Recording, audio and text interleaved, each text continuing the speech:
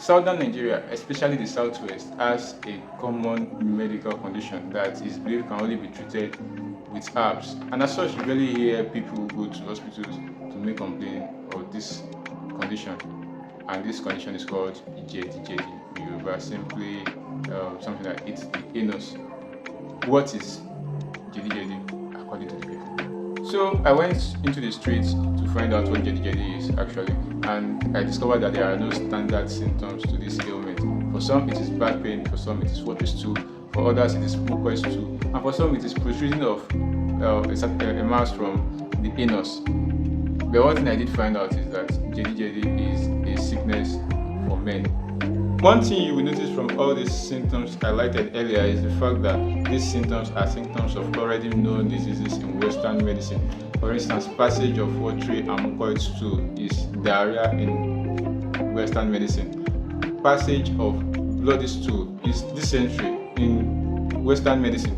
Mass protrusion from the anus, which could go in or come out or stay permanently out, is called rectal relapse.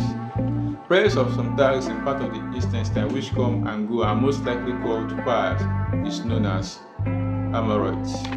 In effect, JEDI-JEDI is not a sickness but an illusion or a misconception.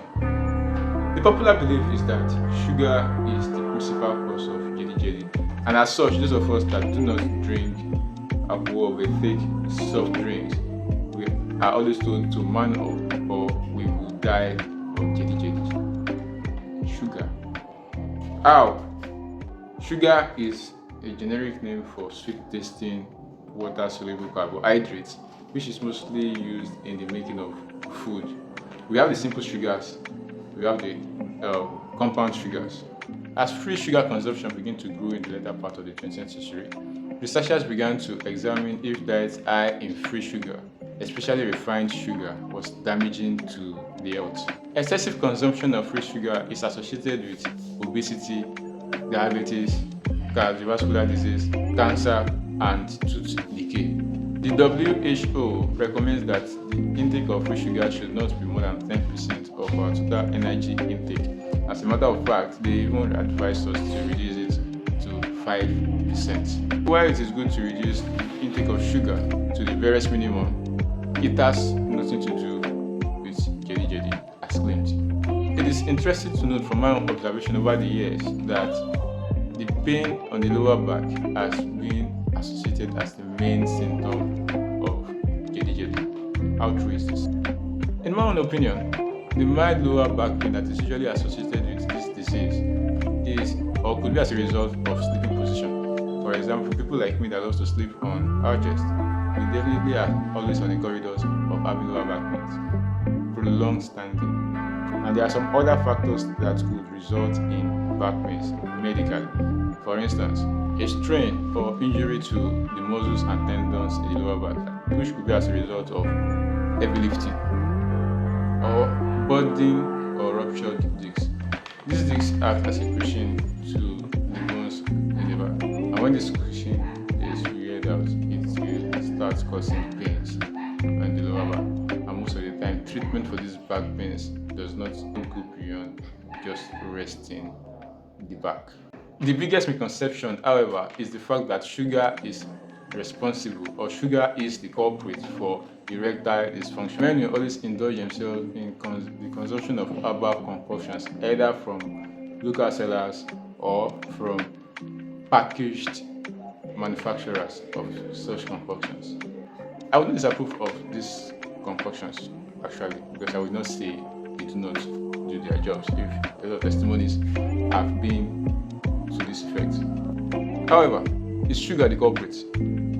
According to mayoclinic.com, erectile dysfunction is the inability to get and keep an erection firm enough for sex. Having erectile dysfunction from time to time is not necessarily a cause for concern, but when it is becoming prolonged, it could lead to stress, it could affect self-confidence, and it could contribute to relationship problems. Problems getting or keeping an erectile dysfunction could be a sign of an underlying health condition that needs treatment. Male sexual arousal is a complex process that involves the brain, the hormones, the emotions,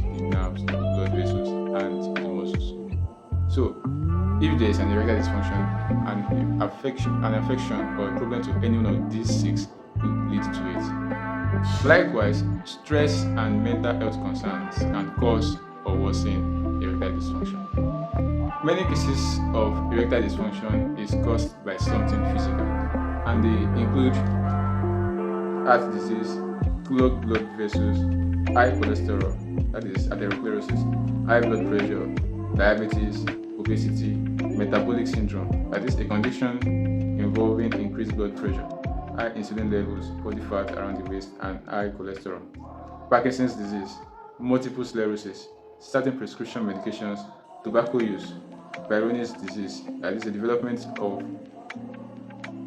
scar tissue inside the penis, alcoholism and other forms of substance abuse, sleep disorders, treatments for prostate cancers or enlarged prostate, surgeries in or injuries that affect the pelvic area of spinal cord, low testosterone. Psychological causes include depression, stress, relationship problems that could have been from any factor actually. In all of this, I did not see sugar being mentioned. Yeah, of course, you could link sugar to diabetes, but it is not an immediate something. It is worthy of note that erectile dysfunction is the most treated problem in the world for men. As a matter of fact, most of the treatment for erectile dysfunction is largely underreported, probably because of shame or whatever reason. But when you are constantly having erectile dysfunction as a man, I think it is best to visit a medical practitioner for proper diagnosis and treatment. Of course, many men in Africa take concussions because of sexual activity and all of that. So, the question now was, how long should sex last? Why do you really kill yourself over sex? A friend of mine has always maintained that for you to have a good sex as a man, or for you to have a sex that a woman will appreciate, you need to have it for at least around 15 minutes, 15 to 20 minutes, then she will understand that you are a real man. And for women, they do not like men that have short sex span, for instance, say 2 minutes or so. Some are even 1 minute men. But what is more important is satisfying the woman during this sexual period, that is making her come. Because for men, as far as a man has come, then it's okay. It could be in 1 minute, it could be in 20 minutes. As far as he has come, then it's okay. For me, I would have even said coming in 1 minute is a blessing on one condition. She too must have come within that period.